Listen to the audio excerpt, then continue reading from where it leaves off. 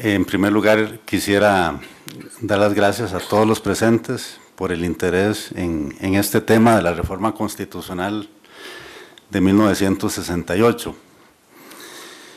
Antes de comenzar formalmente con la exposición, creo que es necesario explicar el porqué de esta comisión de Derecho Comunitario en el Colegio de Abogados y cuáles son un poquito los antecedentes, ya que ustedes han tenido interés en asistir a esta reunión histórica. Como decía don Fernando Castillo, a veces hay eventos trascendentales para el país, como ocurrió con esta reforma de 1968, que sin duda alguna marca un antes y un después para que Costa Rica se insertara dentro del proceso de integración regional y se insertara después a otros procesos de integración más global.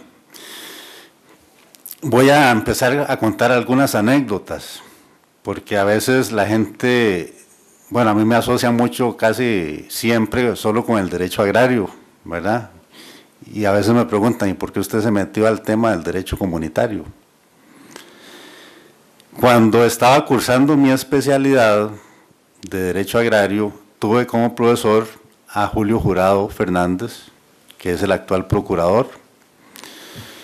Él impartía el curso de Política Agraria y, entre otras cosas, nos ponía a estudiar la política agraria centroamericana, concretamente el Convenio Centroamericano de Granos Básicos de 1965.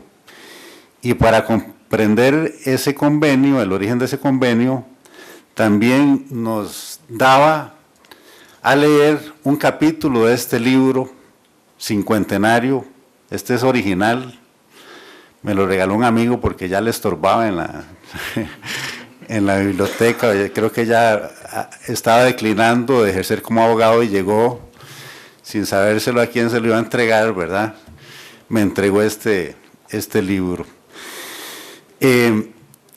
Entonces, a mí me llamaba poderosamente la atención cómo don Julio intentaba transmitir de alguna manera cómo era el proceso de construcción de la política agrícola común europea. Estamos hablando, bueno, les estoy hablando yo de mi anécdota personal de 1989. Yo seguí con esa inquietud y cuando tuve la oportunidad de ir a estudiar a Europa, no dudé en pensarlo, de estudiar la política agrícola común europea. Pero para poder estudiar la política agrícola común tenía que estudiar necesariamente derecho comunitario, europeo y centroamericano. Fue muy difícil para mí convencer a los profesores del tribunal que era necesario desarrollar la teoría del derecho comunitario no solo en Costa Rica, sino también en Centroamérica. Porque yo hasta después conocí la otra parte de la historia del derecho comunitario, ¿verdad? No sabía que era tan profunda. Entonces, efectivamente, estudié eso, visité todas las instituciones de la Unión Europea. Cuando estuve allá ya se estaba dando el paso de las comunidades europeas a la Unión Europea. Y traté de visitar todas las instituciones del sistema de la integración centroamericana para poder conocer realmente si funcionaba o no, ¿verdad? Bueno, para no cansarlos mucho con el cuento, regreso a Costa Rica, empiezo a hablar con el decano, don Rafael González Bayar, y le digo, don Rafa, ¿por qué no creamos un centro aquí de estudios sobre integración y derecho comparado? Y bueno, me dice, bueno, hagamos una cosa, ¿por qué no hacemos un proyecto de maestría? Y entonces ahí empezó el proyecto de la maestría en Derecho Comunitario y Derechos Humanos. ¿A quién convocó el decano? A José Luis Molina Quesada y a José Miguel Alfaro Rodríguez. Las dos personas que estuvieron detrás de la reforma constitucional de 1968. Y que en paz descansen los dos, a los cuales les debemos muchísimo en este tema del derecho de integración. Aparte de ser miembros fundadores de ese programa de maestría, fueron nuestros docentes, participaron en muchísimas actividades académicas y aportaron a nivel regional y mundial estos temas. Realmente para la Comisión de Derecho Comunitario del Colegio de Abogados es un gran orgullo hacer homenaje, como lo hemos hecho, a ambos. A don José Luis Molina Quesada publicamos un libro que se llama Derecho Comunitario, Derecho Internacional y Derechos Humanos. Fue un homenaje que le hicimos en el año 2009. A don José Miguel Alfaro le publicamos un ensayo en varios capítulos de trabajos que él hizo, porque a él le pedimos que fuera profesor de la maestría y él no quiso. Él tenía tanta humildad intelectual que dice, no, yo voy a llevar la maestría, voy a ser estudiante de la maestría. Y entonces recopilamos los trabajos que él hizo siendo estudiante de la maestría, y se publicó en la colección sobre integración y derecho comunitario centroamericana. Y a don José Luis Molina le dedicamos el último congreso, el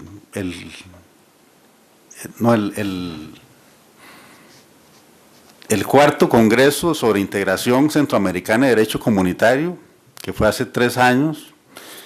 Se le hizo un homenaje en la Asamblea Legislativa como expresidente que él era de la Asamblea Legislativa cuando se hizo esta reforma de 1968.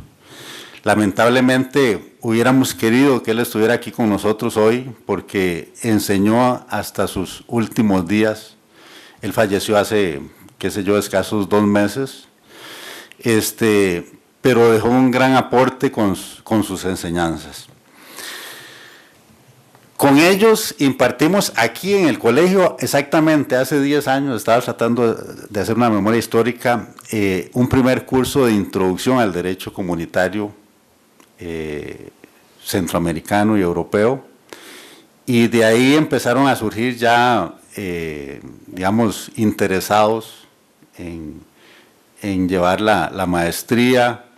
Ya se han graduado muchísimos profesionales que son letrados, abogados, litigantes, asesores de instituciones públicas, y que van ocupando, digamos, cargos importantes y que van tomando o incidiendo en la toma de decisiones en relación con estos temas.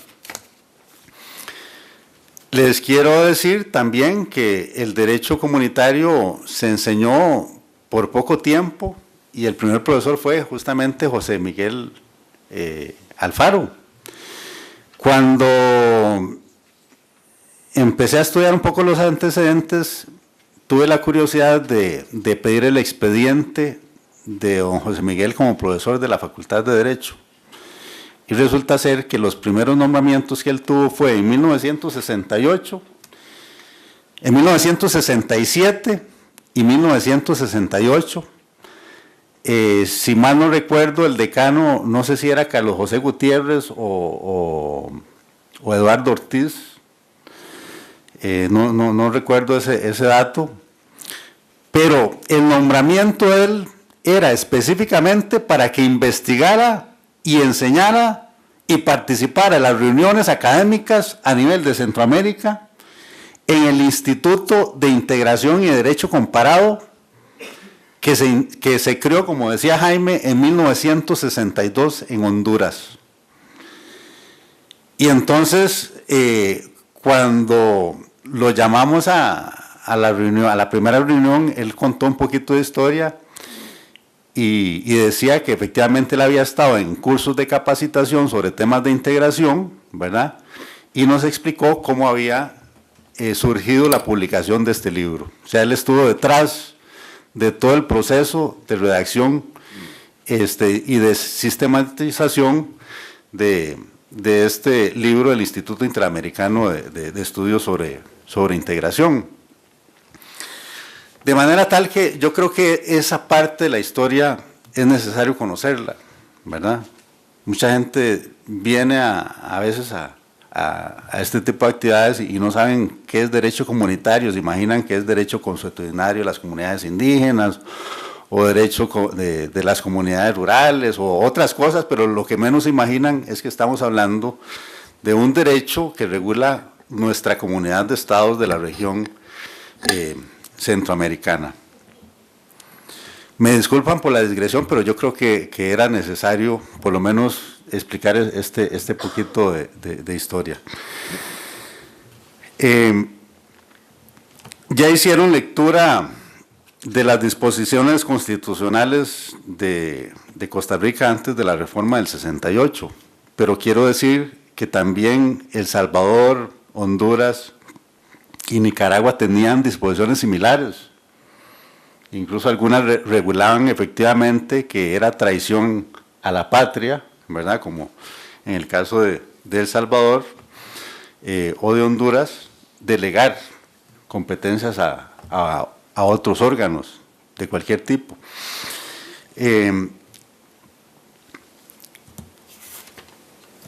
Ya Max lo mencionó, pero quiero reiterar que realmente el origen del llamado método comunitario, ¿verdad?, o derecho comunitario, está en el primer tratado de las comunidades europeas, que fue el Tratado de la Comunidad del Carbón y del Acero de 1951, en la cual era un tratado internacional, digamos, que marca una fase histórica y una diferenciación entre los tratados internacionales convencionales de organizaciones de cooperación, ¿verdad?, como podía ser en ese entonces la ODECA o después la OEA, que nacieron como organizaciones con fines de cooperación, ¿verdad?, a organizaciones de base más profunda, de integración basadas en relaciones de solidaridad. Entonces, justamente este tratado del 51 lo que crea es la alta autoridad común para administrar el mercado del carbón y el acero y poder distribuir la producción, la industrialización y el comercio de este producto de manera solidaria entre los países miembros de la Comunidad Europea. Entonces significaba la puesta en común de recursos, de políticas, de objetivos y de un mercado.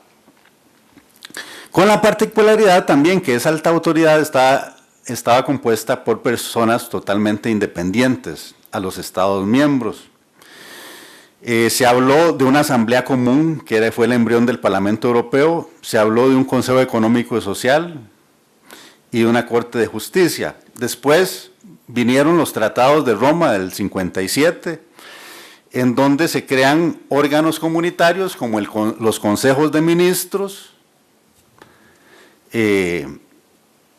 a los cuales se les dota por tratado de competencias incluso exclusivas, ¿verdad?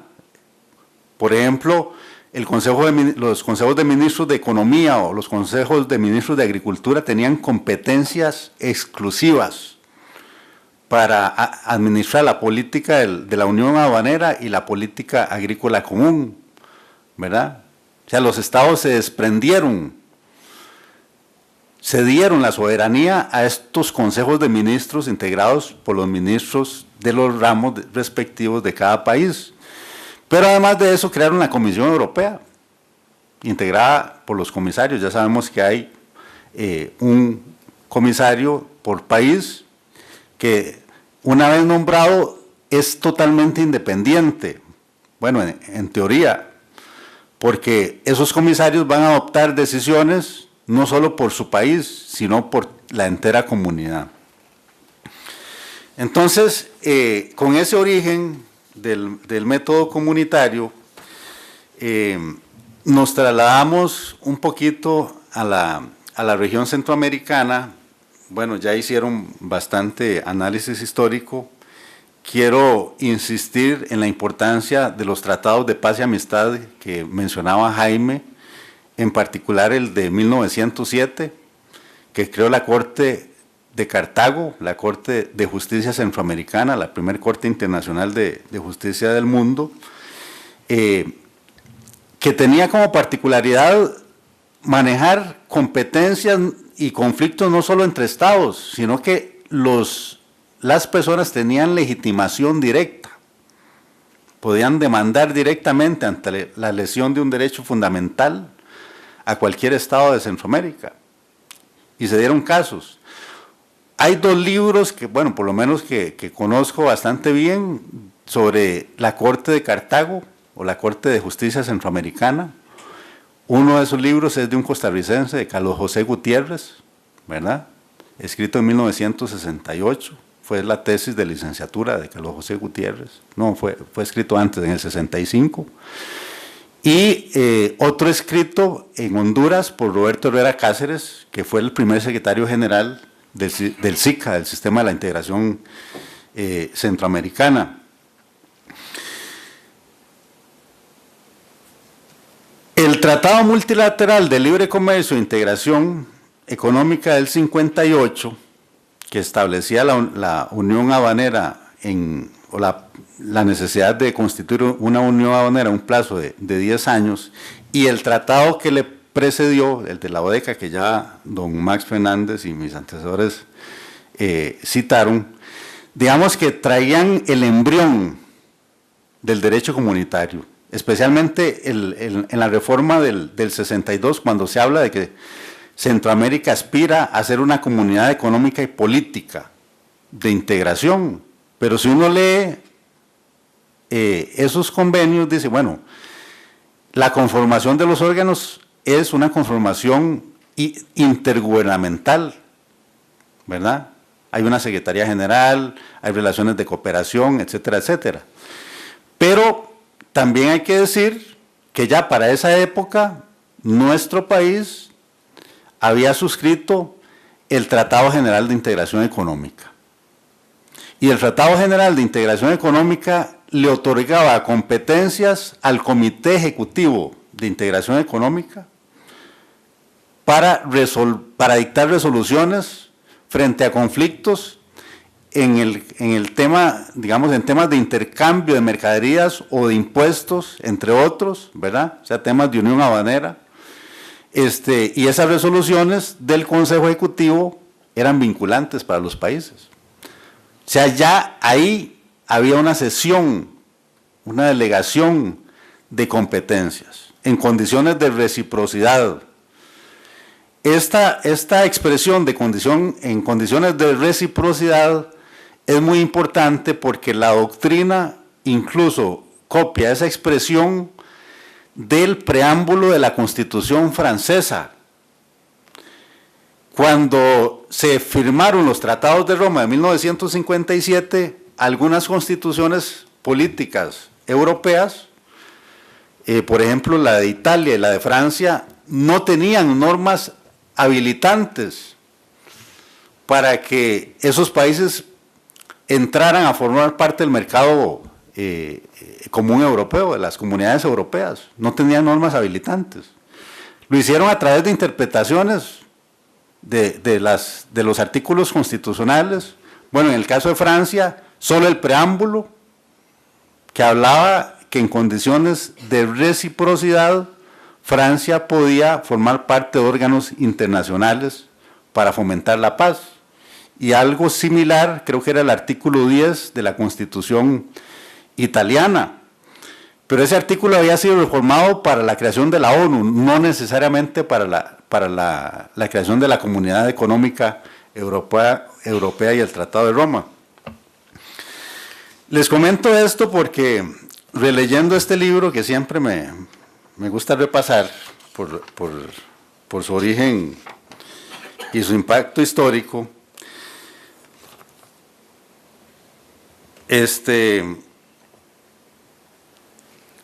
y me voy a permitir leer en la página 435 cuando hablan de la cuestión de constitucionalidad. O sea, estamos hablando de antes de la reforma, de nuestra reforma. En el examen de la cuestión constitucional se llegó a la conclusión, están hablando de una mesa redonda que hubo en Bogotá para hablar del mercado común latinoamericano, se llegó a la conclusión de que el espíritu que contemporáneamente informa el derecho constitucional y público en general de nuestros países no se opone en manera alguna, sino que, por el contrario, es compatible, natural e históricamente con ese derecho y que permite realizar el anhelo común de la integración latinoamericana. Por tanto, aunque no siempre hayan textos expresos de las constituciones que autoricen a los órganos competentes del poder público para promover esa integración y comprometer a los estados en relaciones comunitarias de propósito económico y social, el criterio de interpretación y aplicación de las constituciones tiene que ser favorable a dicho anhelo. Tales han sido por lo demás el pensamiento y la acción que han conducido a poner en marcha el Mercado Común Centroamericano y la LALC. Sin perjuicio de lo anterior, la Mesa Redonda recomienda como útil y provechoso que los estados incorporen a sus constituciones disposiciones adicionales que reflejen en su normatividad las realidades presentes y las perspectivas futuras del destino común centroamericano. A las anteriores consideraciones se agregan las siguientes conclusiones. Voy a leer la 2. La atribución de competencias de esa naturaleza a tales órganos en condiciones de igualdad y reciprocidad, vean que usa la expresión de la Constitución francesa, lejos de menoscabar o afectar en modo alguno la soberanía nacional que todas las constituciones latinoamericanas proclaman, configura por sí misma un acto típicamente soberano, propicio del ejercicio coincidente de la soberanía de varios estados para beneficio común de sus pueblos.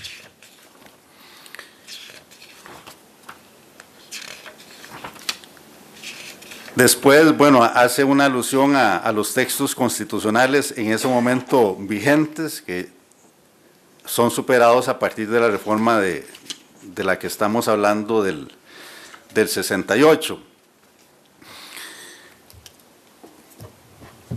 Con este antecedente paso ya para ir finalizando y muy rápidamente a referirme a algunos casos o sentencias de nuestra Corte Suprema de Justicia y de la Sala Constitucional que han tenido que ver con la aplicación e interpretación de estos artículos 7 y 121, inciso 4 de la Constitución. Y el primer caso que mencionó también don Fernando Castillo fue el caso conocido como sentencia Fotosport de 1973, en donde lo que se cuestionaba era el artículo 22 del Código Aduanero Uniforme Centroamericano y las competencias, digamos, de alguna manera otorgadas al Consejo Aduanero Centroamericano sobre la clasificación arancelaria. Como lo decía don Fernando, aquí lo que se cuestionaba era la imposibilidad de impugnar las decisiones del Consejo Arancelario y Aduanero Centroamericano ante la jurisdicción contencioso administrativa que tenía rango constitucional. Entonces la Corte Suprema de Justicia de aquel entonces, realizando una interpretación finalista y teleológica, destacó que el artículo 7 y 121, inciso 4 de la Constitución permiten claramente en el marco de la integración centroamericana la delegación de competencias, en este caso de naturaleza jurisdiccional.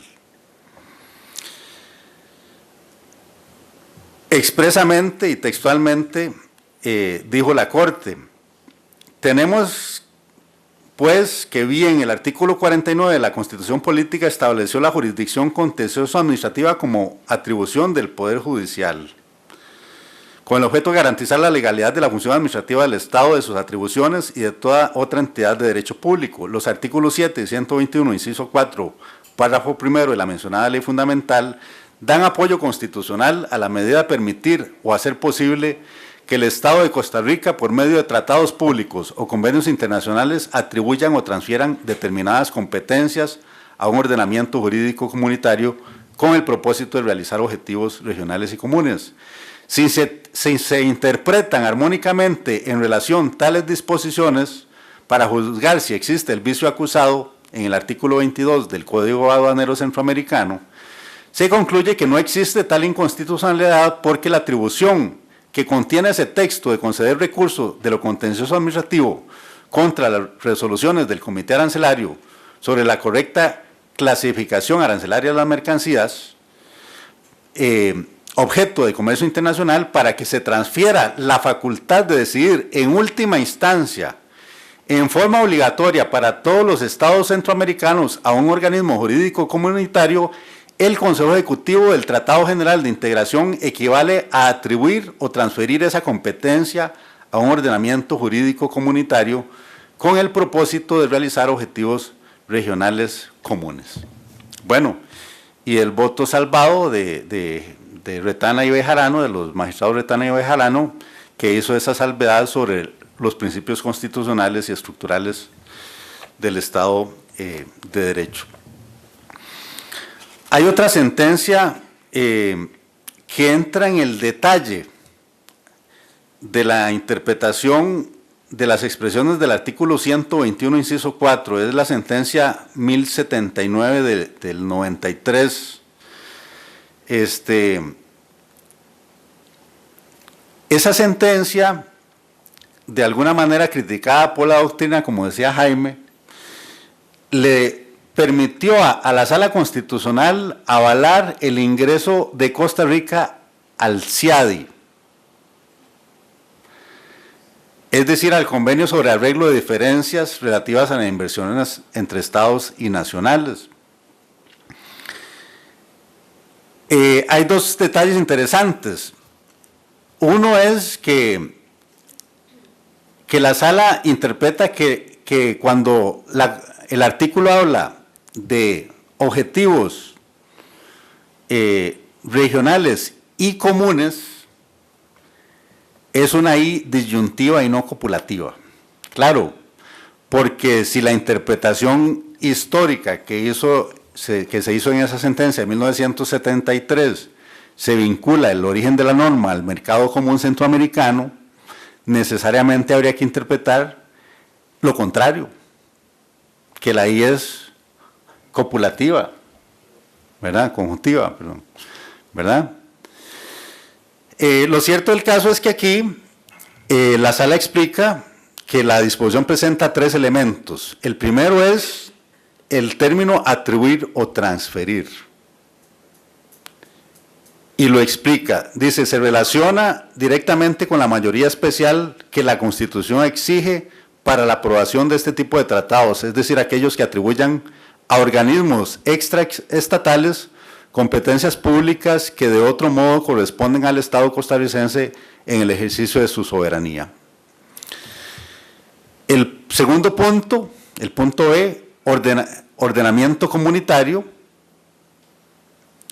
dice, solo adquiere sentido en el contexto de ese inciso si se entiende por comunitaria aquella normativa que, aunque creada mediante fuentes típicas del derecho de gentes, como son los tratados, en realidad tienen un carácter supranacional, en cuanto que es capaz de imponer a los estados partes, obligaciones, deberes, cargas o limitaciones, más allá de las pactadas y aún contra su voluntad, por ejemplo, mediante decisiones adoptadas por una mayoría, cosa esta completamente diferente con la de los órdenes meramente internacionales, en que los estados se comprometen solamente a lo que se comprometen por tratado, o si éste crea además algún tipo de organismo internacional, las decisiones en ese organismo o no son vinculantes, o si lo son, deben tomarse por unanimidad, es decir, por la aceptación expresa del Estado costarricense mediante sus legítimos representantes competentes al efecto. Esta interpretación no es de menor importancia, al contrario, es de la mayor relevancia. ¿Por qué? Porque no sujeta necesariamente las decisiones de los órganos comunitarios a la unanimidad. De hecho, el protocolo de Guatemala establece la posibilidad de lo que en Europa se llamaba, digamos, un avance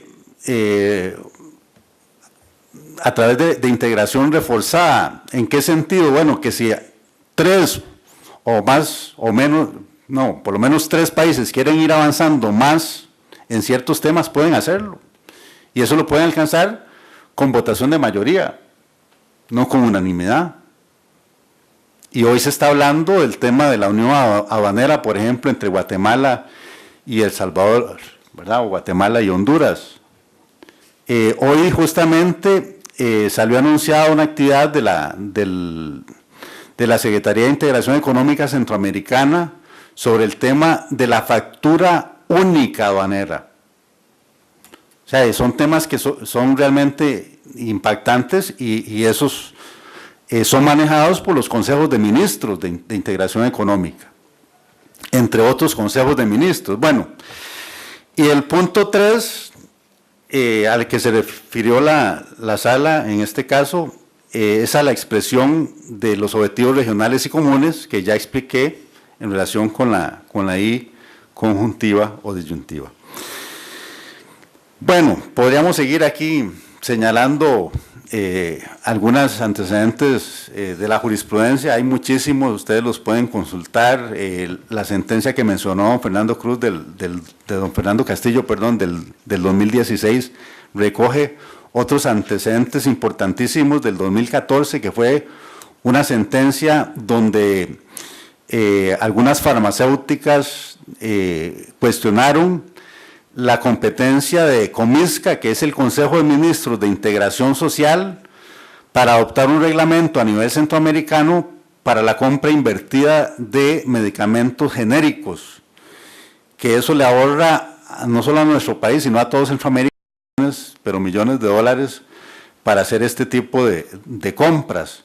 Entonces ahí hay objetivos regionales y comunes, compartidos, ¿verdad? Hay una relación, digamos, fuerte para poder impulsar este tipo de reglamentos. Tal vez termino con una reflexión final. El día de ayer se nos invitó a algunos a participar de la famosa fiesta de Europa que organizó el embajador de la Unión Europea aquí en Costa Rica, que ya tiene 2 años de tener sede aquí en nuestro país.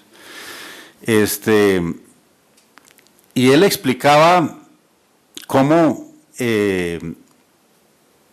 desde el punto de vista histórico, las condiciones que originaron aquella pequeña comunidad económica europea de 6 países, ¿verdad? Y que hoy alberga 27 países,